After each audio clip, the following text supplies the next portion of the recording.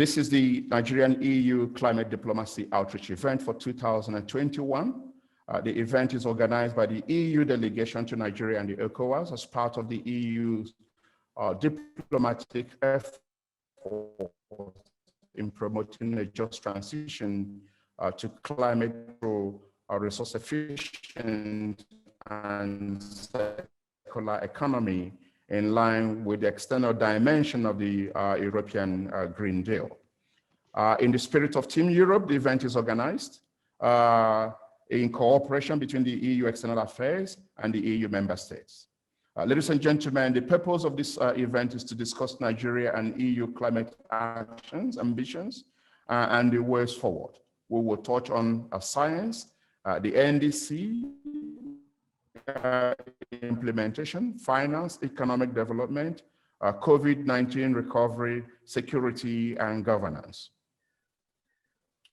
But I would like to establish the protocol before I introduce my distinguished panelists, but also bring the charge d'affaires of the EU delegation to bring the introductory remark. In the spirit of protocol, we have some important distinguished Nigerians who are in our midst today. I would like to first of all recognize the presence of distinguished Senator Ike Ekweremadu, who is the former deputy speaker, deputy Senate president of the National Assembly, and also former speaker of the ECOWAS Parliament. I would also like to recognize the Honorable Minister for Environment, Federal Republic of Nigeria, Minister Mohammed Abubakar, who is represented today by the Director of the Department for Climate Change, Dr. Halima Bwari. And I would also like to recognize the Honorable Minister for State for Power, Mr. Godi Jeda Abba, who is also here with us. Recognize the Honorable Samuel Onuigbo, Climate Parliament Group, Nigeria. I want to first introduce with me on the high-level panel for this event, and then I will go on and bring Mr. Alexandre Borges Gomez to give us his introductory remarks. So for the high-level panel, we'll have the following as our distinguished panelists. Mr. Mark van Hunkelen, the Ambassador for Climate Diplomacy, European External Action Service. Ms. Dieter Jorgensen, Director General for Energy, European Commission. Ms. Janet Rogan, COP22 Regional Ambassador for Middle East and Africa, United Kingdom. And of course, we have Honorable Samuel Onuigbo, Chairman Climate Parliament Group Nigeria, and Dr. Sergio Missana, the Executive Director at Climate Parliament, and Mr. Godi Jeda Abba, Honorable Minister for State for Power. So before we get into the discussion with the panelists, I would like to call on Mr. Alexandre Borges Gomez, Charge d'Affaires, EU Delegation to Nigeria, and to the ECOWAS to give us a quick introductory remarks. Thank you. Thanks very much to the moderator. This is the briefest of salutes. Since I'm the person who's now in charge temporarily of the delegation of the European Union to Nigeria, I also wish to welcome everybody to this session, the Climate Diplomacy Outreach, the first phase. The idea of this is to bring together Nigerians and Europeans to discuss climate ambitions and to see how we'll manage to get there in the run-up to the COP26 in, as you know, in Glasgow in November. The way things are going, and I think this is the background we should have, the kind of thing we should keep in mind behind our thinking, have this on, as we discussed this, is that the way things are looking, they're not looking very bright, right, in terms of progress, it seems. In Paris in 2015, The parties agreed to keep global warming, you all know this, to below an increase below 2% pre-industrial level of global warming. And then 5 years on, the United Nations itself says that even if all the national pledges were fulfilled at this stage, global emissions by 2030 would be down by only 1%, when the best science says that we would need that to go up to 45% in 10 years' time in order to stick to below 1.5%. So there's a long way to go. In this context, it's something that myself and my colleagues would like to salute the Nigerian authorities for, is the update to the nationally determined contributions within the framework of the Convention, United Nations Convention on Climate Change. Well, this being said, of course, to change the NDCs does not mean that if there is no action, it doesn't mean that that will produce the desired result, but it is certainly a very good start. A general comment on Nigeria itself. You know, the country sits in one of the most sensitive areas in the world in terms of climate change. And it is already being affected by changes in patterns of rainfall, especially in the north, and extreme weather events a bit everywhere. But floods, for example, in the middle belt and the south. So this result from the result of this is increased desertification, and also, of course, there are reports of this. There is a diminishing supply of arable land, fertile land. Some of it is getting poorer, and some of it is basically being washed away. So, if you bring this together with the exploding population that this country sees, you see right there, you don't need to look further into ethnicity or religion or the rest of it, already enough reasons to see where the discontent and conflict is coming from across the country.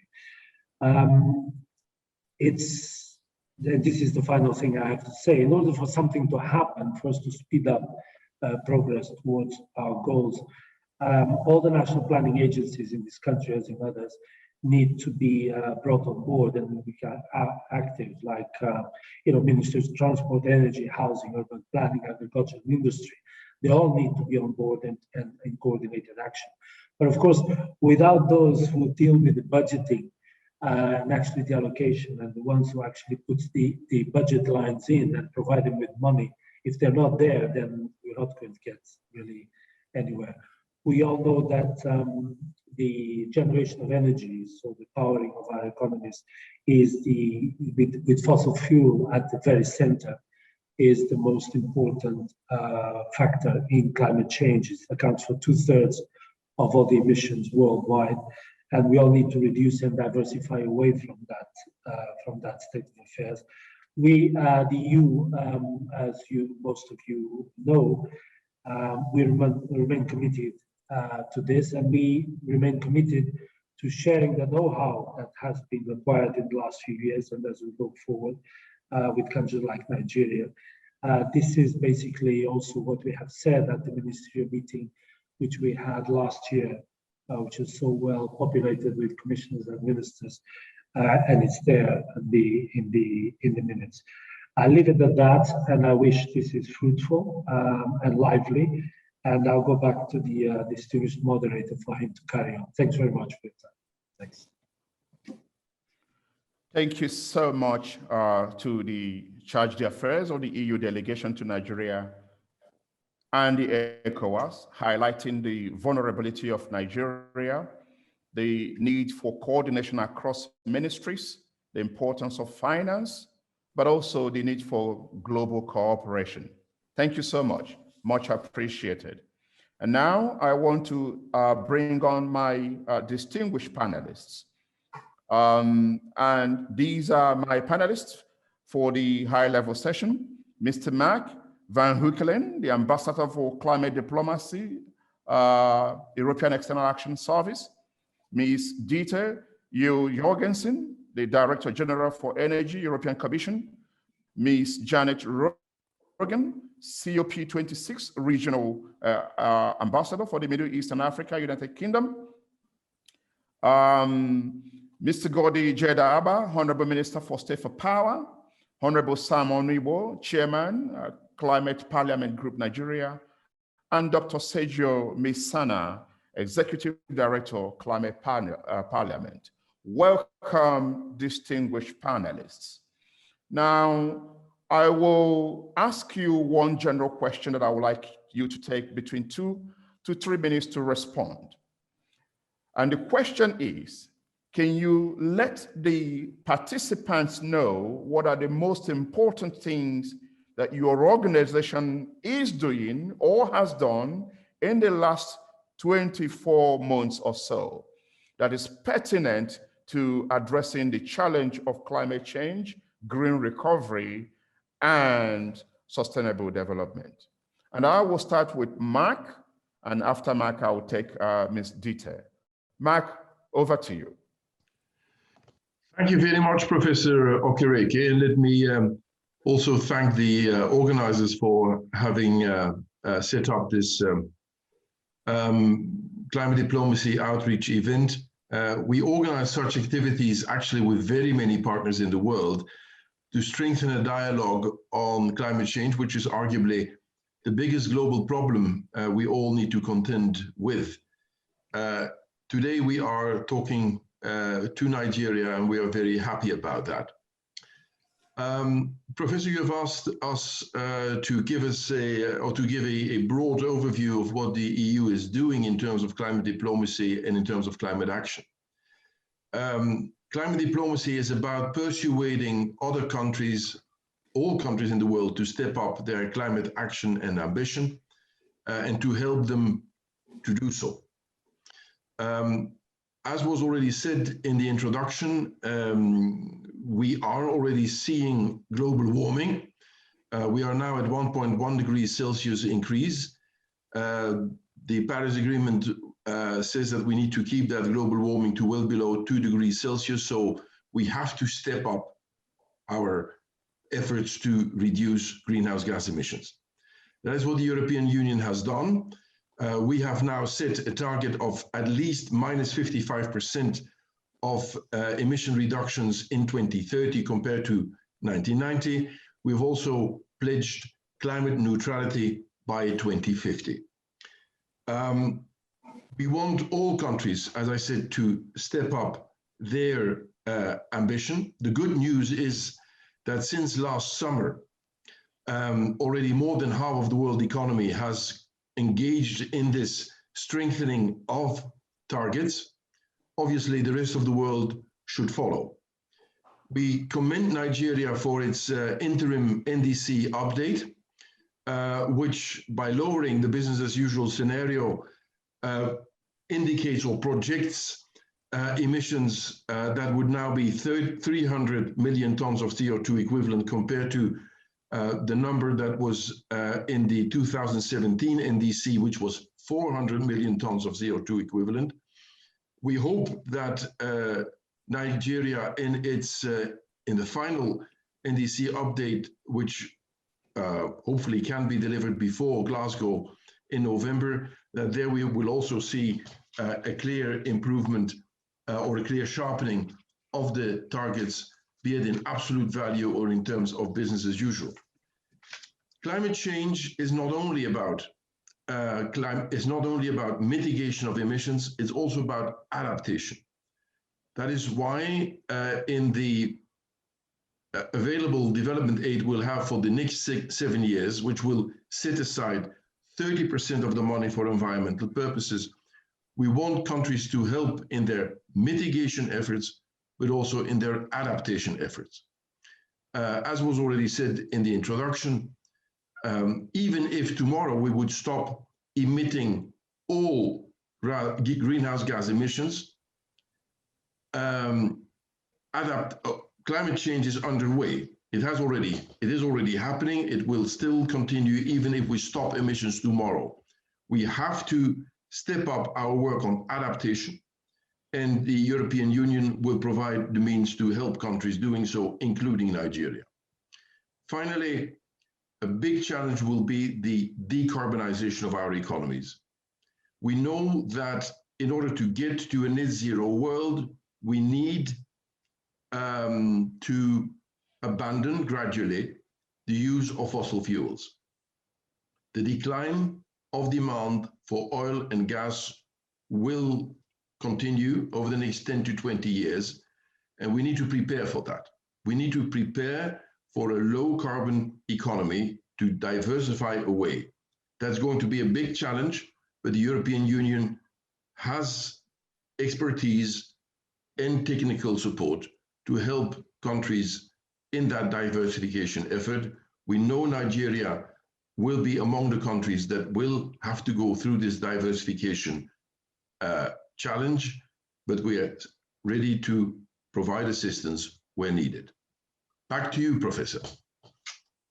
Thank you so very much, Mark Van Huykelen, for the excellent and sharp introductory remarks. I will now turn to the Director General for Energy, European Commission, Ms. Dieter Jorgensen. Ms. Dieter, over to you. I will just make some very brief comments since Mark Van Huykelen has so very clearly outlined the overall European climate strategy. I am responsible for the energy policy development of the European Union, both within the European Union with our 27 member states, but also the international aspects of working with partner countries like Nigeria on the energy transition and all the different aspects of that. Energy and energy policy are absolutely central elements for achieving our climate ambition of carbon neutrality by 2050, and also the 55% reduction in greenhouse gas emissions in the European Union by 2030 that we have agreed to, as you will know. The reason that energy is so central is that 75% of our greenhouse gas emissions come from energy. It comes from energy production, and it comes from the consumption of energy by different sectors in our economy. And so in other words, in order to reach climate neutrality, in order to significantly lower our greenhouse gas emissions, we need to change our energy system.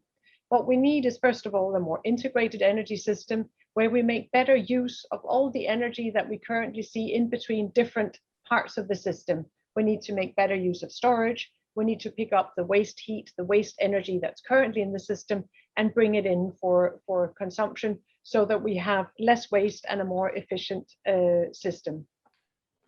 We need to be more energy efficient. We have a principle called energy efficiency first, which means the first place to look is, can we reduce the energy consumed, essentially because the cleanest energy is the energy that we don't use and that we don't have to produce. So energy efficiency first is a guiding principle in our overall energy policy. We have another principle, which is a need to increase the share of clean energy in the system. So when we need energy, it should be clean energy, preferable renewable energy. And for that reason, we have set targets for renewable energy across the European Union. The current target is that we need 32% share of renewables in our system by 2030. We are currently working on a proposal to increase that ambition, going closer to 40 by 2030, and then of course beyond that. This will require both an integrated energy system, it will require interconnectors across the European Union, it will require a European market that is closely connected and integrated in order to keep prices competitive and to make sure that we're also energy secure. And so those are some of the aspects that we are working on. And then clearly we need a more electrified system because an electrification can also help us be more energy efficient and have a cleaner energy system. Now, that is what we are working on currently, a very big package of proposals that will be put forward in just a few weeks on how we will do it in the European Union.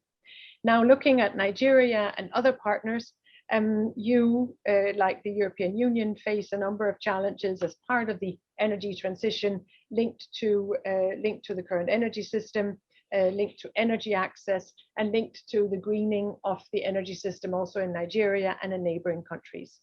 We hope that the work we do internally in the European Union can also help create examples, guidance, lessons learned for how other countries can engage in the energy transition that is necessary for achieving our climate objectives and necessary for the Paris Agreement that we are committed to. In the European Union, just transition, making sure that everyone benefits from the change, is another important principle and really at the center of our transition. I think you will have similar considerations in Nigeria, ensuring that everyone has energy access, that there are no energy poor, ensuring that prices are competitive, that energy is secure, and making sure that it benefits all parts of the population.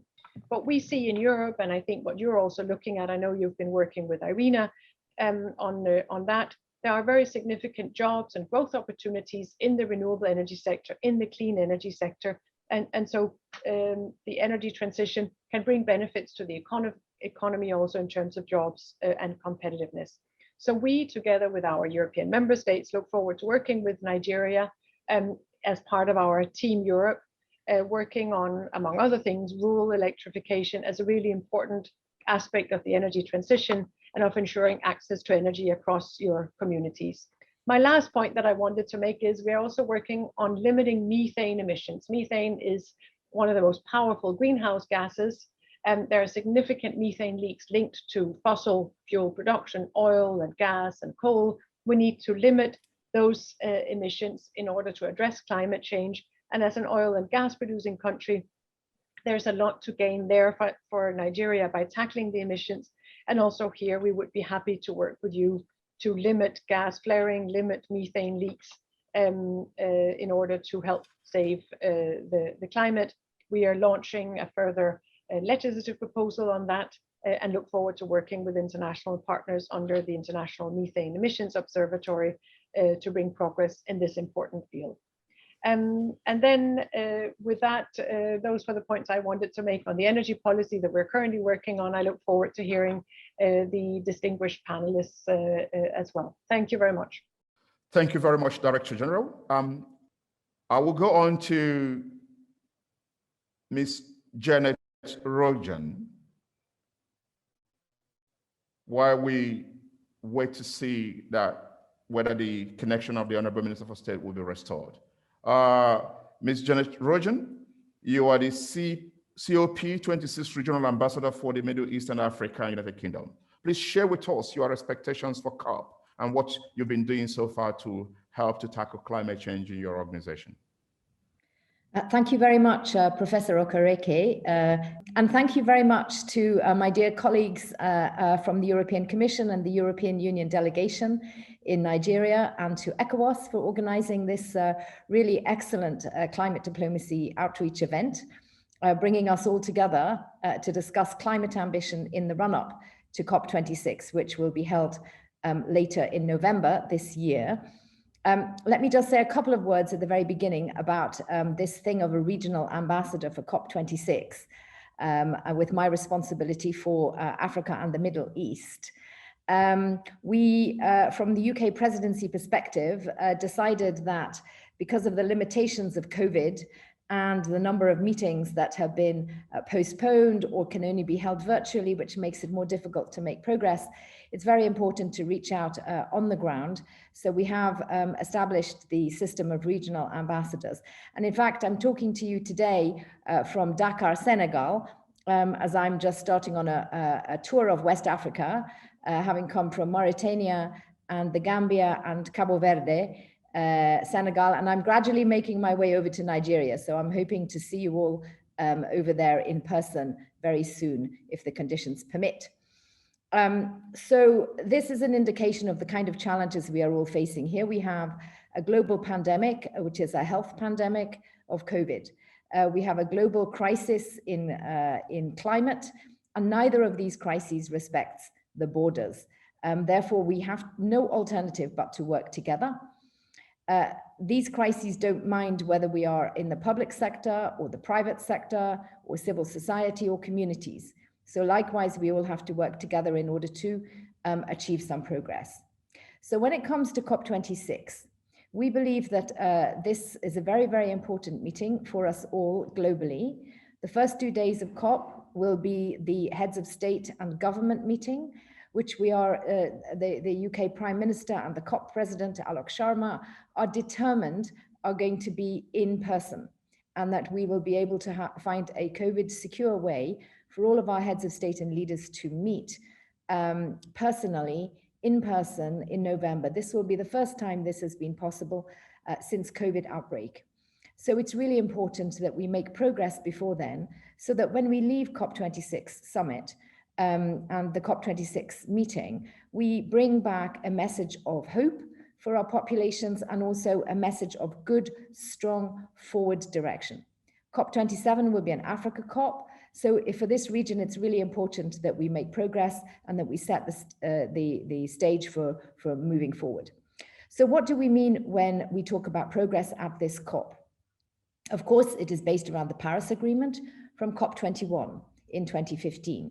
But I will also just remind you, because this is very important for the continent, that 2015 was the same year as we had the Sustainable Development Agenda 2030. We had the Sendai Disaster Risk Reduction framework, and we had this climate agreement. And we all realized also for the first time, it was recognized in 2015 that climate change is a rights issue. So all parts of our agenda are linked together in a way that I think is very evident on this continent, maybe even more so than in some other places. So we have four main goals for COP26, and they mirror the Paris Agreement: adaptation, mitigation, finance, and collaboration. So if we talk first about mitigation, which is about the net zero target, we are really hoping that every country is going to come forward with their ambitious NDCs. I know Nigeria has already published a kind of draft, an interim second NDC, and we are hoping that the final one will come forward by the end of July, so it can be included in the UNFCCC synthesis report for COP26. I really urge that will come out early, and also a long-term emissions development strategy. I know Nigeria is formulating, and also an adaptation communication. All of these are documents which are not important only for the country, but also for the global effort, because it helps us all together to understand the trends and how much progress is being made and where the new areas of collaboration should be. So each country, as we come forward and put forward our long-term strategies, our NDCs, our adaptation communications, are contributing to the global effort to bring that down. At the same time, we're also asking cities, private sector players, and others to make commitments to net zero emissions. We are pushing for action in vital areas like power generation and transmission, like clean transport, and tackling deforestation, changing also the ways we do our agriculture. So in these areas, we also have two campaigns called the Race to Zero and the Race to Resilience. The Race to Zero is for mitigation, the Race to Resilience is for adaptation. We really encourage, and we are working strongly with the private sector at the global level and also in country at national level to help our private sector counterparts to sign up to the Race to Zero and make their own pledges in the way they work, in their production, in their operations, to reducing those emissions.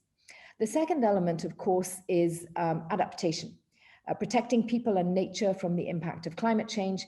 And a great deal of effort has been put into trying to work on this area, particularly through the campaigns for nature-based solutions, and looking at, for this continent, how we connect across the targets that come out of sustainable development for life on land, life on sea, and for climate action, for example, also sustainable cities, sustainable use of natural resources, how all of these need adaptive technology, adaptive methodologies, reach right down into our small and medium enterprises and right down to community level, so that we can embed adaptation action alongside national development priorities in a very effective way on the ground. We also need to put funding at the global level into early warning systems, into building resilience, into building climate resilient infrastructure to avoid the loss of life, livelihoods, and ecosystems. So all of these areas are coming within the boundaries of the COP26 program that we are all working together to push forward. For example, here in Nigeria, I think there are elements that are relevant: the Global Ocean Alliance, the Commonwealth Clean Ocean Alliance, endorsing the UN Leaders Pledge for Nature, the REDD+ strategy. Even I know in Nigeria, you have a strong national action plan on gender and climate change. All of these things are incredibly important and are good ways of demonstrating leadership and ambition to achieve a climate resilient, low carbon economy. I would just take the opportunity, I mentioned the adaptation communication, to encourage Nigeria also to consider joining the Adaptation Action Coalition, which again is really meant to share experience and to bring together partners, private sector and public sector, and development partners for real action on the ground. The third goal for COP26 is finance. And back in 2015, the developed countries pledged $100 billion every year for the developing countries for climate action. I don't think we've ever yet quite reached that target, although we've reached very large amounts, but the UK COP presidency is determined that by the time we get to COP26, we will have achieved that 100 billion goal, with, of course, the great support and interaction from our colleagues and counterparts, including from the European Union and the European Commission here today, as well as others in other parts of the world. And of course, we're very happy to see the US fully back on board with the climate agenda. The question of finance, though, is not only about raising the 100 billion, it is also about accessibility to the funding. We are very aware that for many countries, especially on this continent, it's been very, very difficult to achieve access to the finance. The Green Climate Fund, the global funds, the Global Environment Fund, and others. And it's been particularly difficult to get access for adaptation funding. So we have really advocated for balance between funding that's allocated for mitigation and adaptation projects. Also, adaptation projects tend to be more grant-based than loan-based, so we've also advocated for that. And I know in working together with the multilateral development banks and the World Bank, we have really advocated as well, with some success, that there should be a much greater emphasis on accessibility and adaptation. So I'm really happy that there is progress on that. At the G7 earlier this month, our leaders committed to transform the financing of infrastructure projects in developing countries, and also endorsed a Nature Compact agreement to reverse biodiversity loss by 2030. My final point for COP26 is on working together. It's collaboration. And this is not only amongst countries, but it's also within countries and amongst communities. Learning from indigenous people, nature-based solutions that are very often something that are forgotten about, but we should really learn from the ways of managing our natural resources that have been out there. We need to make sure that we bring together business, civil society, academia, research and development is really important into these things. And we're determined also that when we get to COP26, we will find a way to ensure that those conversations happen. So we are very, very much committed to COP26 being inclusive, coming out with a balanced agreement that's really going to take account of the needs of the developing world, as well as and the emerging economies, as well as the developed world. And I think our discussion today really will help in the preparation of a road towards COP26 for Nigeria, and also for other countries in this area, in this region, for whom Nigeria can also demonstrate a great leadership. So thank you very much. Thank you very much, Ms. Janet Rogan, for this excellent summary of the 4 key aspects of COP26, including mitigation, adaptation, finance, and global cooperation. We're short on time. So I'm going to quickly bring in Climate Parliament Group Nigeria, focusing on what is the most important things that as a parliament, they have been working on to help to improve action on climate change in Nigeria. Honorable Sam Onuigbo, please. Thank you, Prof. And good morning. I'm happy to be here by this time in the US. Well done. Prof, thank you very much, and thank you all of you who are hooked to this Zoom program. On the part of the National Assembly, in terms of what we're doing to tackle the challenges, we have moved very fast, and I'm saying that with all assurance, on the issue of the climate change bill. By His grace, we should be able to have that done and finished with, and perhaps our center obtained before we proceed to Glasgow for COP26. Well, having said that, in the bill, we have made provisions to be able to tackle some of the challenges that have all been enumerated here, but particularly areas of deforestation, because we have to focus on that strongly as a people, given the problems we are having from the Sahel down to Lake Chad, then down to the northern parts of the country, which has forced a lot of problems. And these problems are increasing, in number and in shape, so that we are able to organize and handle these things with a legal framework that covers everyone, that encourages even those who want to come and invest, so that we can tackle even what we are doing now with the National Great Green Wall Initiative, trying to plant almost 25 million trees. And not just that there are trees to, provide forest cover or restore the areas that have been degraded, but they also have economic potential in the kind of trees that are being planted. In addition, last time Mr. President talked about plans to see if we can recharge Lake Chad. Because today, part of the challenge that we're having in the country is that a massive area like Lake Chad, that used to be about 25,000 square miles, of water, and providing means of livelihood for residents around those countries that make up Lake Chad. The place has dried up to about 2,500 square miles.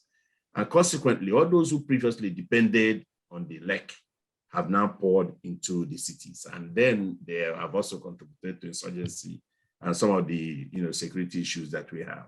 So we would like to see a situation using a legal framework where these things are tackled, and where we're also able to encourage investors to come in and put in money in different areas. I was very happy to hear from Rena when she talked about not meeting the target that we set for ourselves in 2015, particularly coming from the developed nations.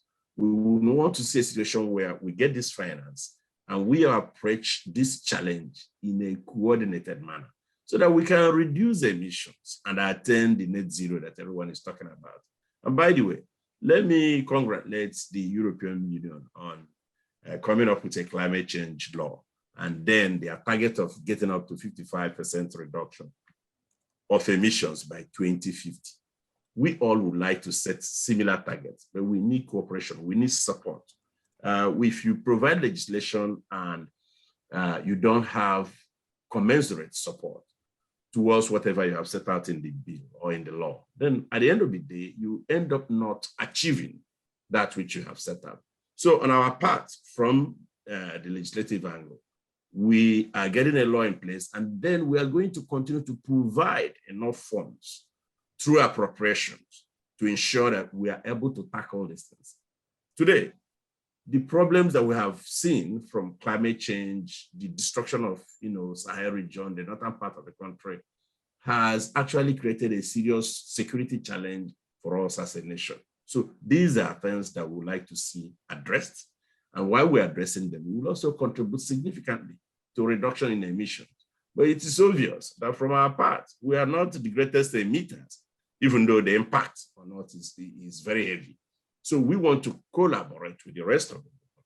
We want to pursue programs like the Red Plus, which is ongoing. We also want to do all other things that we have to do as a nation and key into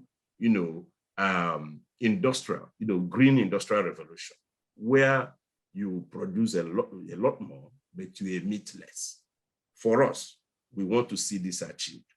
And then on the issue of finance, we want to see a situation where the central banks of even the developing countries are able to bring into place rules that check the activities of companies, and where they can get some kind of tax deductible amount for investing meaningfully in issues of climate change, even if it's going to become some kind of corporate responsibility, so that together we'll be able to attain the goal that we have set for ourselves, and then have a sustainable economy for generations, this generation, and even generations unborn.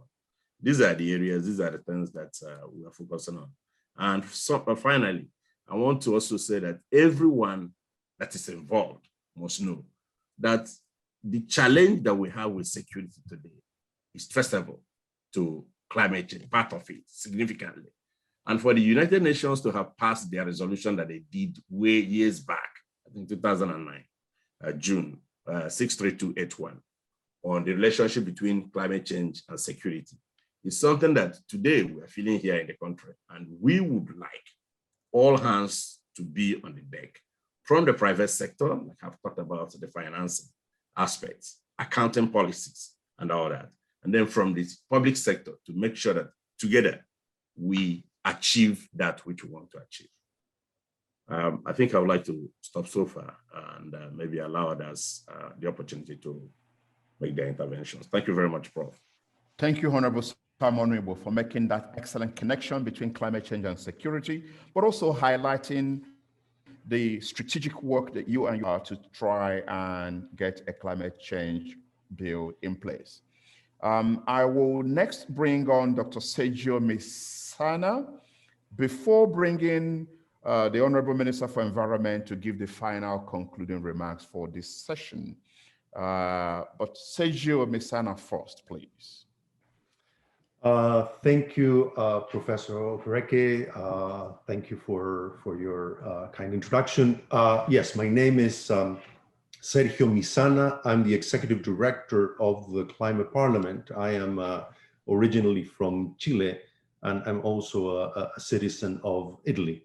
The Climate Parliament is an international multi-partisan network of legislators working on climate change and advancing the transition to renewable energy. We are currently developing a project called Parliamentary Action on Renewable Energy, mostly in Africa, north and south of the desert, with a strong emphasis in sub-Saharan Africa, which aims to raise awareness and build capacity among members of parliament and Congress about the severity of the climate crisis and the opportunities opened by the transition to renewable energy, and also mobilize political will, encourage the legislators to push their own governments for increased climate and renewable energy ambition, creating the conditions for action on three topics: on rural access to electricity through renewable energy mini-grids, on large-scale renewable energy, emphasizing instruments like auctions and the importance of grids, and helping the MPs make the case to the governments that currently renewable energy is not only the most responsible option from a climate point of view, but it's simply the cheapest energy source in the world. In Saudi Arabia, there's been a recent auction at 1 cent a kilowatt hour for solar PV, which is just incredibly affordable. And it's a conversation that we've had with members of our group in Nigeria, how to achieve those kinds of prices in sub-Saharan Africa. And finally, apart from rural access to electricity and large-scale renewable energy, sustainable transport as another key area where we are working on this project that we are developing with the support of the Director General for International Partnerships at the Commission, in partnership with the United Nations Industrial Development Organization, UNIDO, and with support from the Pan-African, with co-sponsorship from the Pan-African Parliament. We, as a consequence of this process of raising awareness among parliamentarians, we have created national groups all over Africa, in several African countries, including Nigeria. We always emphasize that our groups have to have representation from across the political spectrum so that they are not caught in sort of partisan dynamics, but it's just bringing together a leadership group of legislators that are interested and motivating in climate action and in ambitious transition to renewable energy, and also gender diversity in terms of having women parliamentarians in our groups, and inclusion of minorities is very important.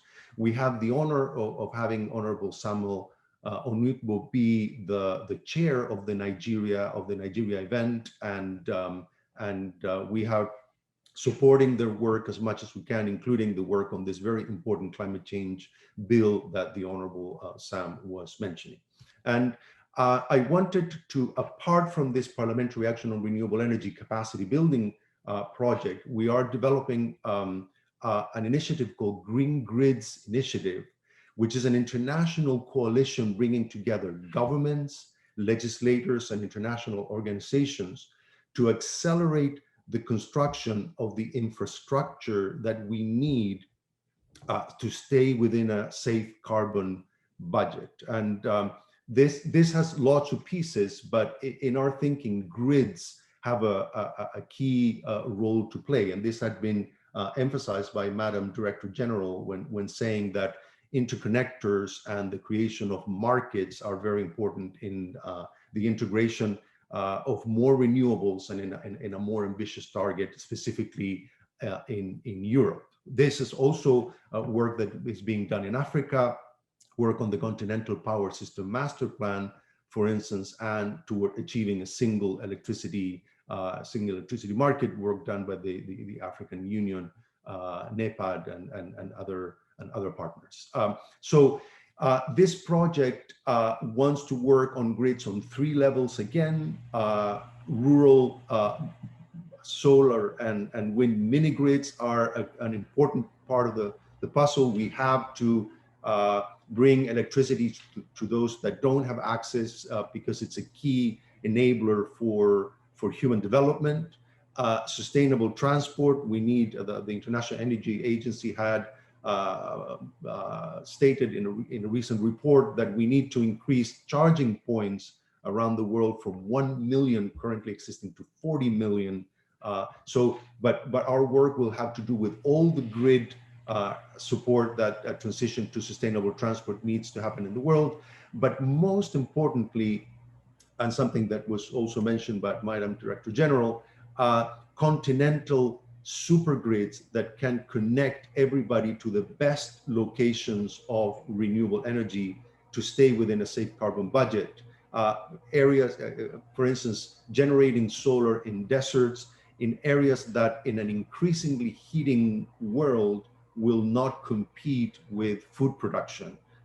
Food production is going to be critical. Food security is going to be critical in the upcoming years and decades in places like Nigeria and elsewhere. And therefore, we have to generate large-scale renewables in those remote areas that have the best resources and be able to carry them, or also have this subcontinental grids provide quite a lot of storage just by moving the energy around in the grids. I was mentioning the Continental Power System Master Plan. There are plans to do this transition to a more integrated system all over the world. In Europe, of course, is very advanced, but also in Africa, also in the Americas, where I'm from, in Southeast Asia, Northeast Asia, etc. But the issue here is an issue of speed and scale. We have to increase ambition, we have to move faster, and that's why we're creating this high-level initiative. In a joint declaration a couple of months ago, Prime Minister Johnson and Prime Minister Modi announced the launch of this initiative, in which we are collaborating very closely with the UK government, particularly with BASE. We're a joint secretariat with the Business, Energy and Industrial Strategy Department, and also collaborating with FCDO. So Ministers Modi and Johnson have announced that there's going to be a high-level launch at the COP. We've had a very positive response from the African Union.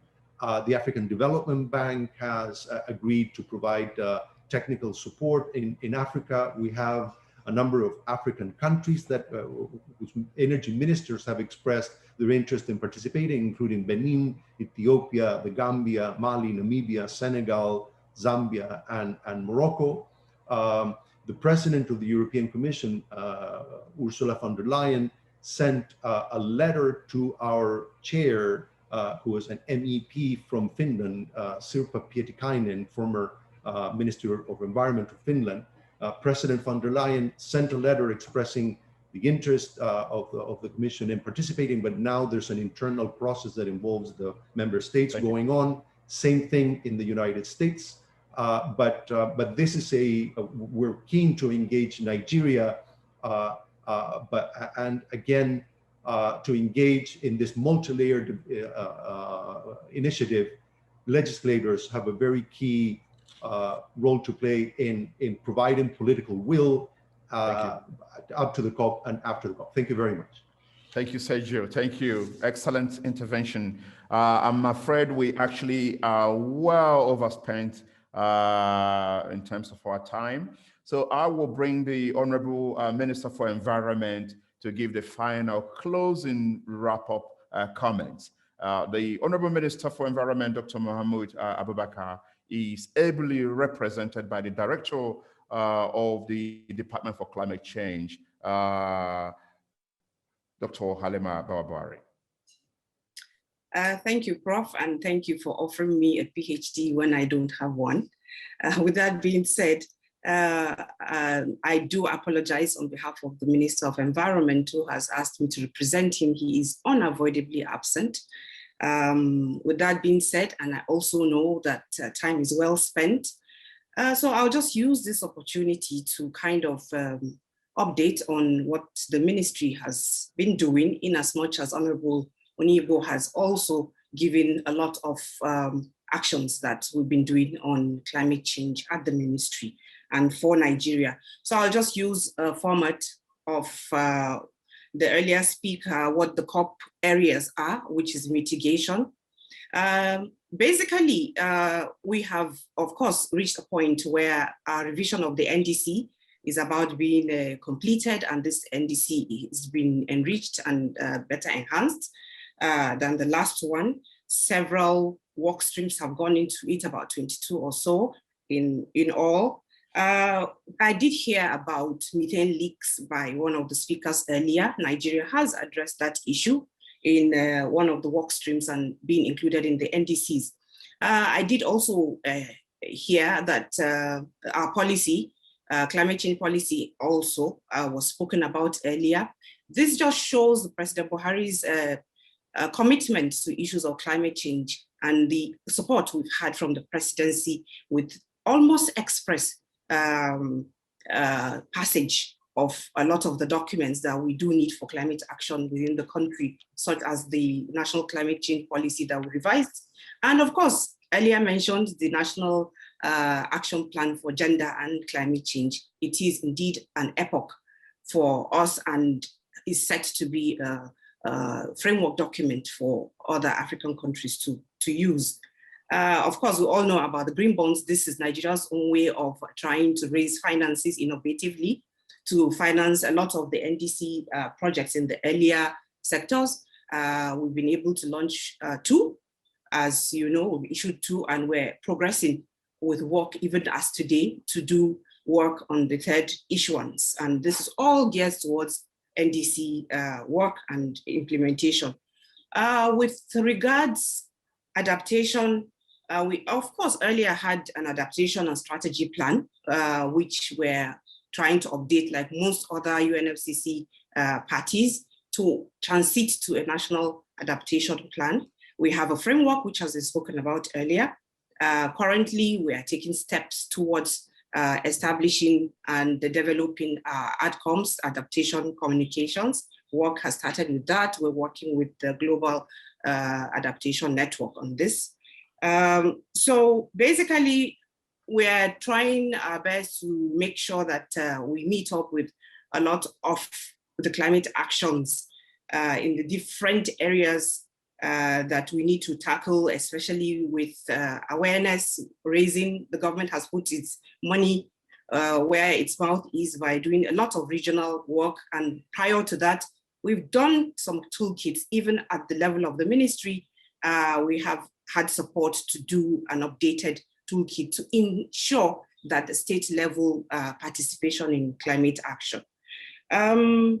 Basically, also, we know that COVID has done a lot of damage, but climate work still continued in Nigeria, and we do have a strategy and plan that had been done for the government through the ministry on post-COVID-19 green recovery. This was basically to augment what has been done in our national strategy, recovery strategy. With that being said, and time well spent, we look towards a lot of partnerships. We're excited to hear a lot of the initiatives that have been enumerated, whether with the parliaments, the national parliaments, the international parliaments, and the work that the EU and the UK government is doing. That reminds me of the work we have done so far with the EU, which is the National Climate Change Response Program, where the EU is helping Nigeria to do work as it relates to communications, as it relates to MRV, whether it is institutional or whether it is waste or energy. We're trying to do work on that. Talking about energy, we all know that Minister Abubakar is the global champion for energy transition for Nigeria. So we're progressing with work, as it were, on the energy transition level. With all that being said, and time well spent, I would beg your indulgences to put this talk to a close. We can have further interactions thereafter if there is a need for it. So Professor, back to you, and thank you for the PhD that you have given me. Thank you, Halima. Excellent intervention. May I also remind you, as you hinted in your last sentence, that a lot of help has been provided, or at least offered theoretically, by the previous speakers for Nigeria, and that we have to follow up. I would have wanted to ask them to elaborate more on those areas where they said they are willing to help, but you are very well capable of following up to ensure that those offers of help are translated into practical, tangible projects to augment the excellent work that you are doing in the ministry. Thank you very much. I would like to remind distinguished participants that there will be two parallel sessions after I close this meeting, and that you should look at the bottom of your screen if you're using your laptop, or at the top right of your phone if you're using a phone to connect. You see an invitation to join either the first session, which is going to be focusing on Nigerian NDC implementation, or the other session, which is going to be focusing on energy.